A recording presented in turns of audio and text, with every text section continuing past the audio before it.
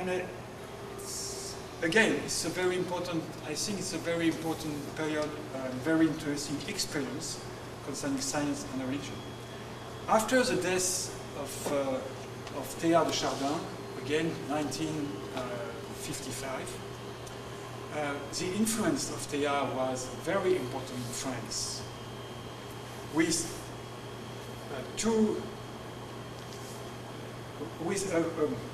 the main consequence was to divide people in pro-Teilhard and against Teilhard. Pro-Teilhard, and you have the creation of all the society, association of les Amis de Teilhard, the friends of Teilhard de Chardin in France at first, and after that all around the world. And it was a sort of enthusiasm to the idea and the book of Teilhard. And it was very, very important, I think, for the Catholic in France to have this example of Teilhard with his own confidence to the humankind, to the history, to the progress. And when he said, don't be afraid concerning your own society, you have to enter in this society, to take your own responsibility to this society. Don't be afraid. We remember that how many, 30 years after, or 20, yes, 30 years after when John Paul I arrived, he said, don't be afraid. Quite the same word. But it was, yes, just in the middle of the 50s. And this sort of message was very, very important for Catholic France at this time. And perhaps more than in France. We know that the text and the books of Teilhard have had not a big influence, but a real influence on the reflection for the Council of Vatican.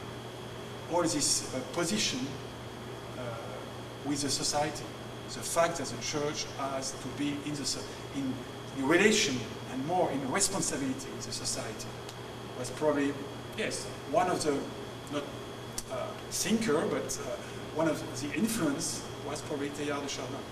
But at the same time, in France, you have the opposition to Teilhard. And this opposition was great at this time.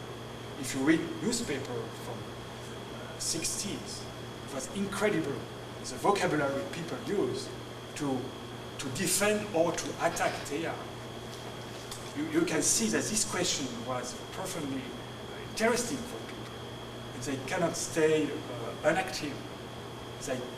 They have to say something pro or against.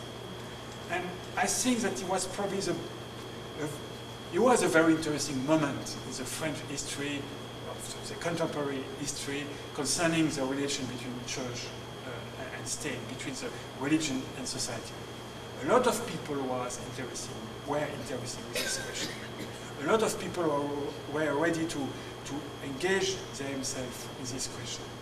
You have not only the friends of Teilhard de Chardin, you have a different association of Catholic scientists, Catholic intellectuals, who are engaged in their own field of competence, that means science or intellectual life, even in political life. It was the creation of a different association, youth association for the different field of activity of the society, for the student, for the young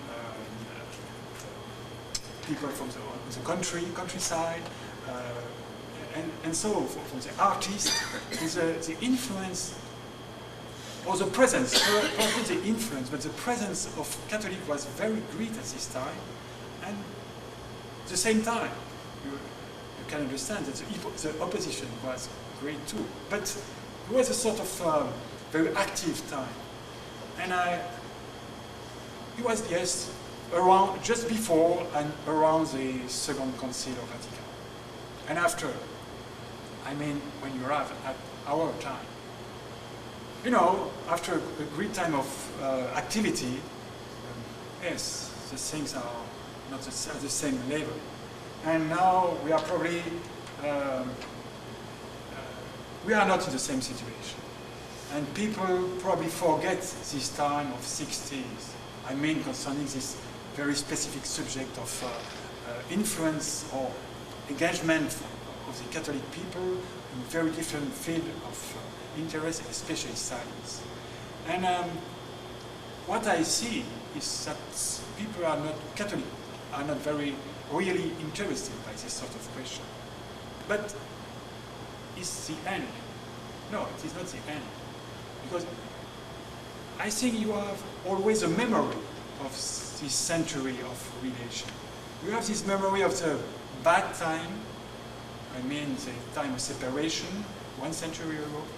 You have this memory of this 50 or 60 time, with this very productive time of debate, of influence, or pro and contra manifestation. And I think that it's, even if the memory became weak now, but it's always here. And you can see that in a very specific domain, and it's a question of ethics, especially. And I just finished my first period with that. You know, in 1983, 20 years ago, the French government created the first National Committee of Ethics. And this committee was specialized in the medicine and biology. Was as you can understand, it's the first interest of a society concerning ethics. It's a bioethics.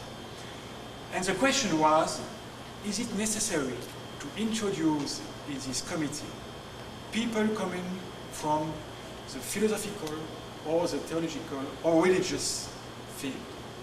Scientists, that's clear, they have to belong, it seems to be clear this time, they have to belong to this sort of committee. Lawyers, or all the domain of law, clear too. But philosophers, yes, but that means which tendency? And theologians and religious people, what mean? It was a question. But at this time, the French government decided that, okay, we have to introduce people who can represent this domain of the society, even if we have to maintain this separation between a church or religion and state. Okay. Perhaps I just end my first, I call this quite 20 minutes. It was only to try to give you a background, sort of background of the situation before to enter of my own experience. I don't know if you have some question concerning this first part. I hope you understand something, because you know it's not really easy for me, but